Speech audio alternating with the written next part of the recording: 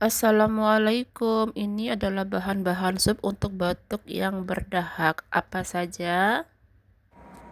Mufako, linci, lampakhang, yukcuk, kopei, shitye, tahap sama sasam.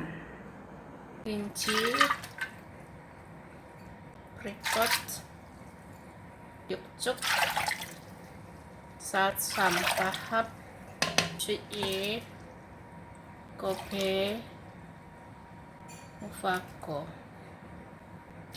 Tambahkan air, direbus selama 1 jam. Gula, garam.